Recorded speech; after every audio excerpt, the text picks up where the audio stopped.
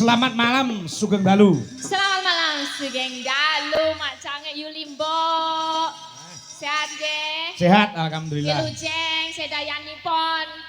Sik to lek ngomong ditoto. Wilujeng. Wilujeng. Jeng.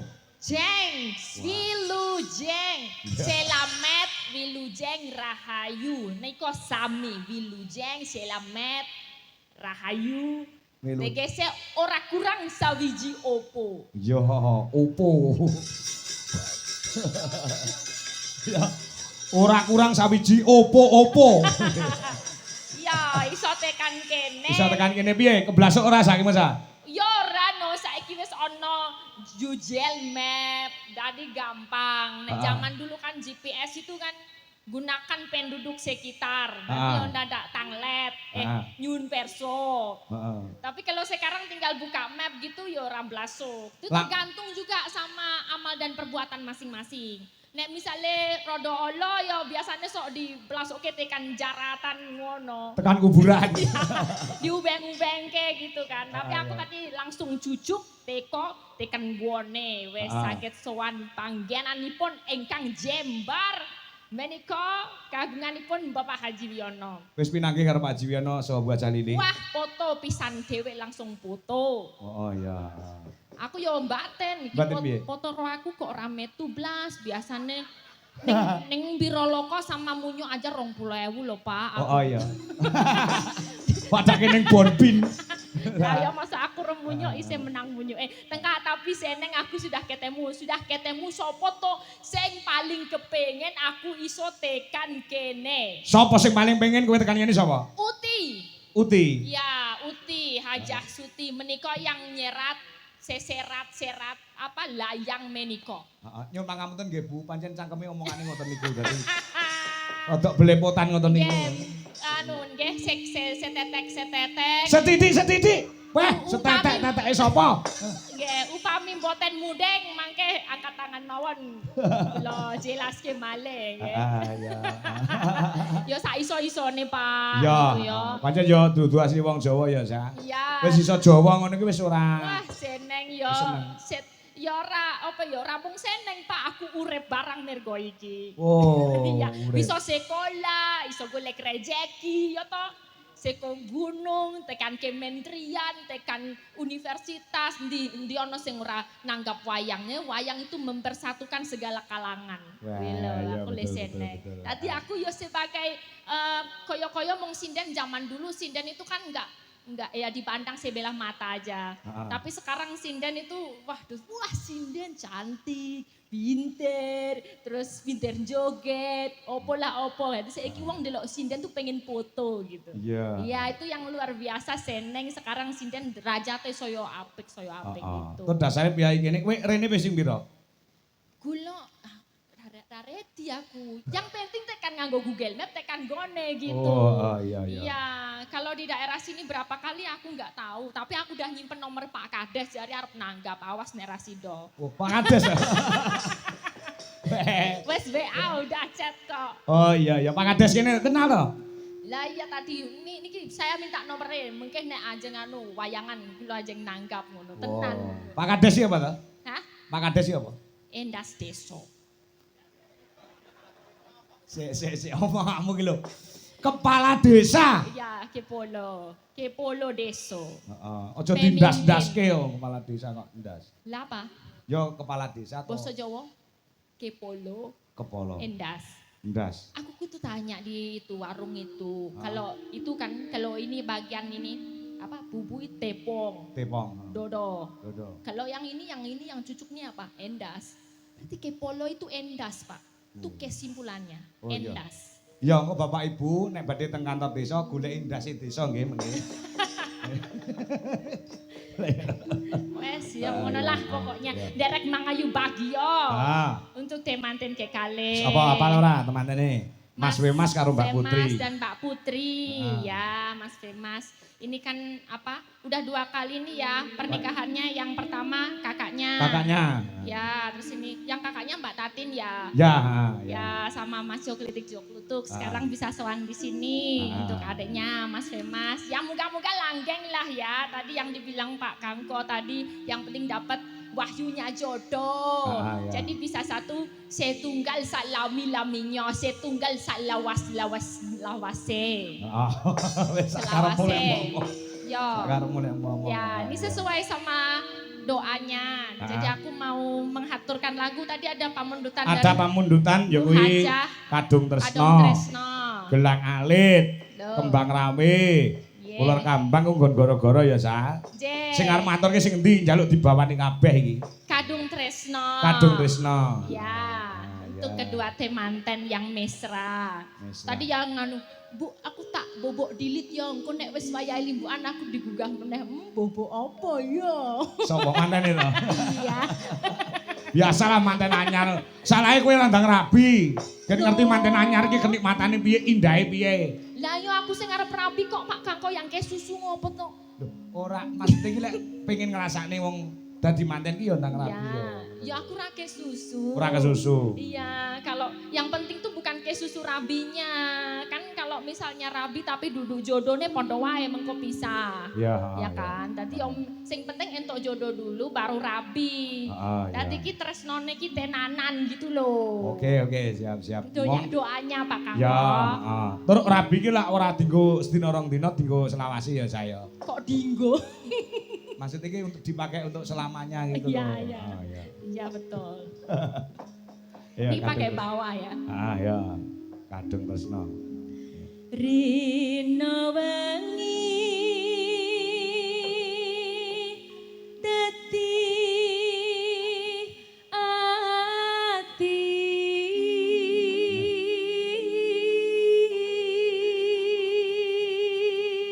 niki dudu cah Jogja lho. Pak De, Mbok De, cah Sulawesi. Kok Suwal to, Pak? Sulawesi iki wong kene nek arani Sulawesi. Sulawesi lho. Sulawesi. Suwal itu tuh katok lho. Ya Suwal ki katok. Celanan lho. Dadi katok wesi ya. Piye kuwi ora baret. Ya. Tepate ngendi alamatmu? Sulawesi. Seko Toli-Toli. Saka ngendi? Seko Toli-Toli. Oh, desane Toli. Ya tol loh, bukan tol. Beda, Jawa itu ada TH, ada T. Yang ini yang T aja. T. Toli. Ya. Besoklah main sana ya Pak. Ya. Tapi ya rekoso lho. Ngapa? Ya itu kalau ke Toli-Toli atau ke Lambelu aja. Kalau ke Lambelu nanti panjenengan niku turun di Palu. Di Palu ndase ngono to? Turun pesawat itu loh. Turun di Palu. Turun di Palu. Terus nanti langsung naik Bon Kopi, turun Bon Kopi itu di Toboli. Dari Toboli di Toboli piye to lek ngomong? Toboli iki? Iya, itu dari Bon Kopi turun itu Toboli. Ya, Toboli Poso lah nanti lagi ngon Lampelu itu. Dolan rono ado. Rasa. Rekoso. Rasah we. Tekan kono langsung di Palu. Pas ndase. Oh iya tempatnya situ kok. Tanpa dahar, tanpa nendra.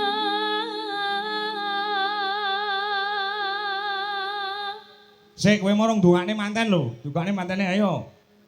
Meniko sampun kurang dawa.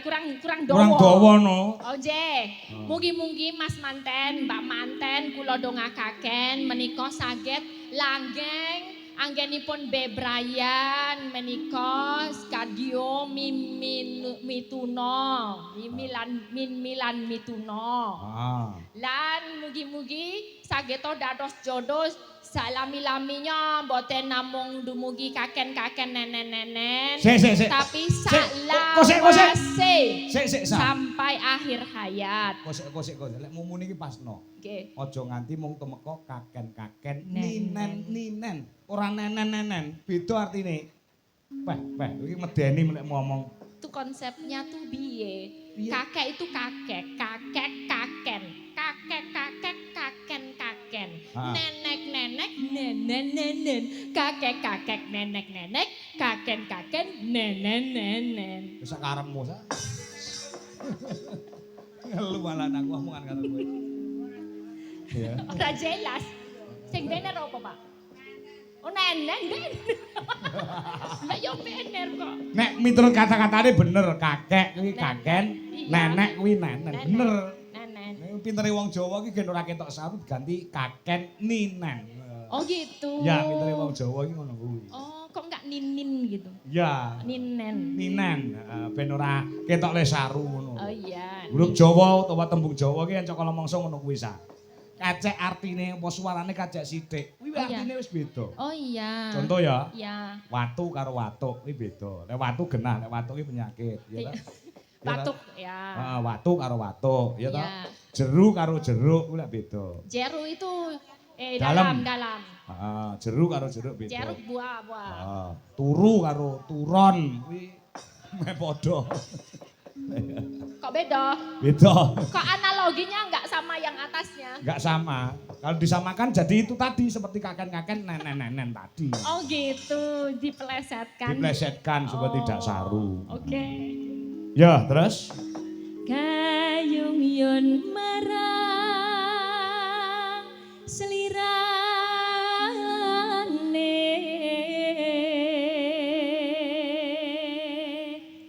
tansah gumawanging netra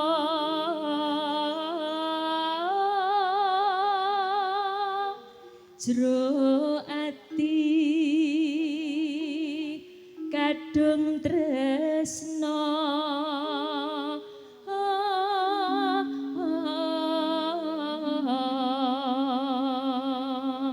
Dadi anak loro tanggapke wayang kabeh. elek ya Pak. Dungane berkah akeh pokoke. Kalau gak tambah kebak. Tur dalange nggih niki mboten gantos. Lah iya mula kuwi. Saking tresnane kalih Pak Kangko sarombongan. Heeh. Harapane berarti iki ketoke lek wayangan ya wis. Mergo anake loro wis ditanggapke kabeh kok. Kan saking Pak Haji Wiono kan ada 2 saudara kan. Yang anak kedua. Oh, anaknya kedua Bu Hajah Suti itu kan. Iya. Nanti yang kedua Mbok Menowo ya kan. Menawa sok nduk nampa putu terus wayangane ya. Nah. Amin. So nampa putu wayangane. Aduh. Delok daleme omahe kaya ngono kok. Ombone kaya lapangan Oh kok. jembar tenan. Kursine empuk sing iso dingenekke lho Pak. Piye? Waduh. Gitu loh. Ayo. Besok itu kalau dalang tuh yang buat nompo tamu tuh kasih kursi yang kayak gitu loh. Jangan yang kayu besar gitu. Kasih kursi yang bisa Iya ya kan enak bisa gini gitu. Kae larang lho Sake. Hah? Larang. Kok larang? Gelem ra gelem nek nggonku ya kayune ya. Lungguhane ya kayu ngono kuwi nek ning nggonku. Tapi sama kayu jati mahal mana? Sama yang kursi yang bisa diginiin itu. Ya mahal. Mana itu kan? Sing empuk itu kan. Empuk itu. Pokoke sing empuk-empuk ki larang saya. Dan liya among seliramu satemah loro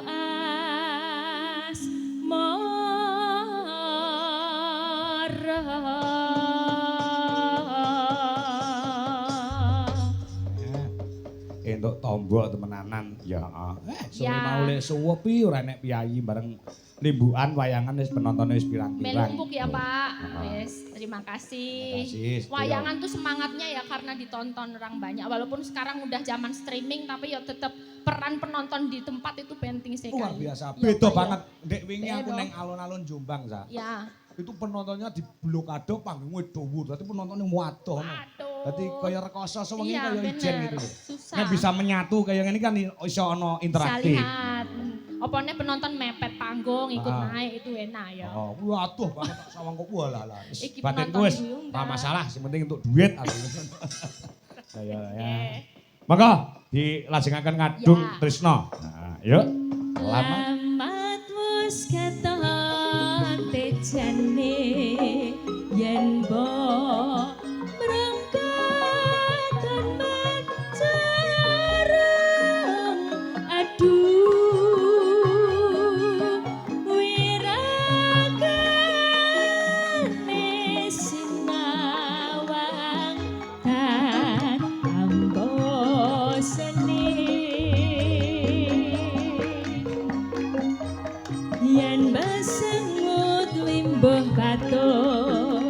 nyata jati gomrak ati aduh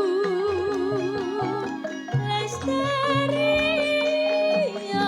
dan lila bisa sarekmo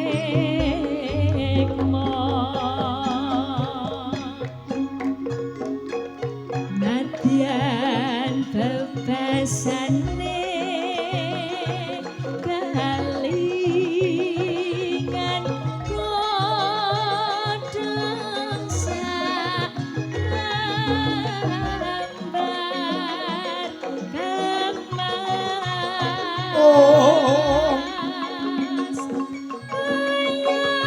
ayos kocetan rasa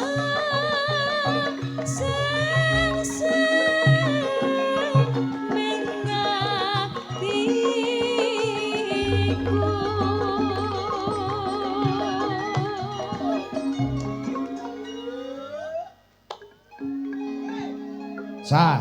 Dalem. Sing nyuwun lagu ki mau sapa Uti? Uti aja. Nyuwun lagune Ular Kambang Adung Tresno Gelang Alit Kembang Rawe. Ya maringi bebungah 400.000. Waduh, emah nuwun Uti. Dadi njaluk lagu papat iki duwite atusane ya papat, sak lugu 100. Waduh, lumayan ya.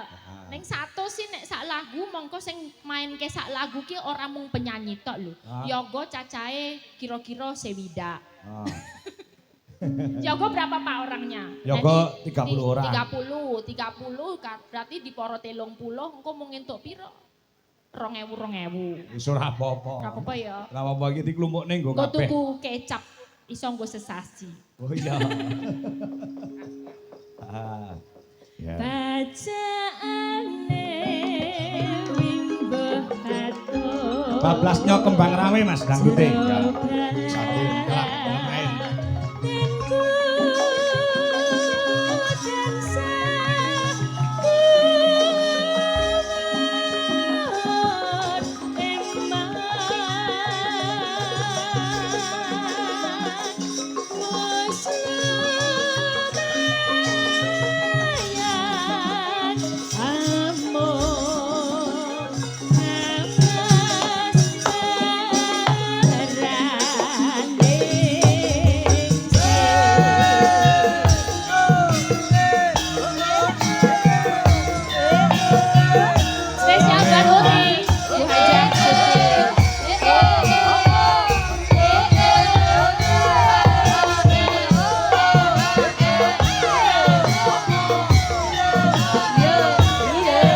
Sehat selalu guys, sedaya mawon.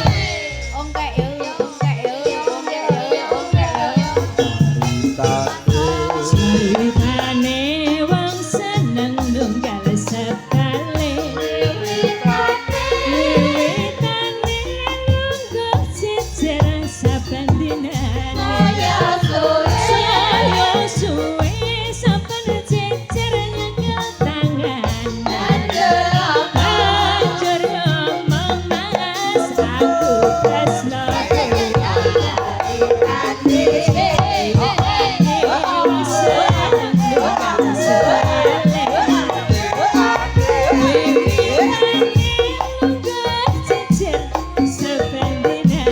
Dua kali Mas. Yang kedua Samboyo.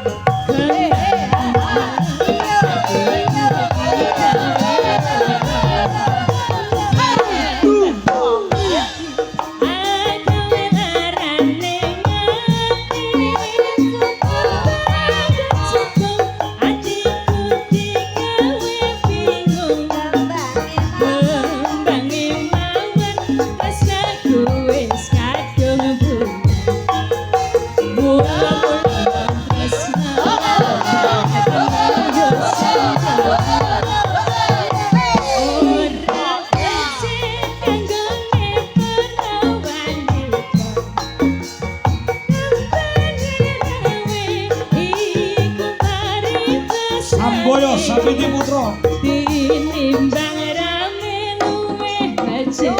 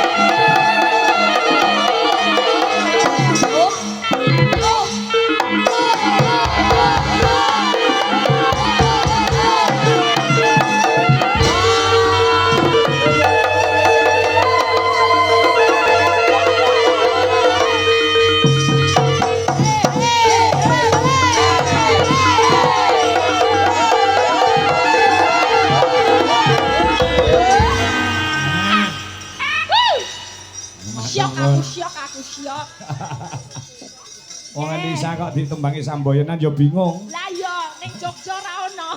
Heeh, sing bingung ora wong Elisa tok ya. Sing balung liyane ya melu bingung. Ya. Siap, nggih. Nah, yo iki gilirane Cak Komet CS. Oh, ngono. Ah, tetep njaluk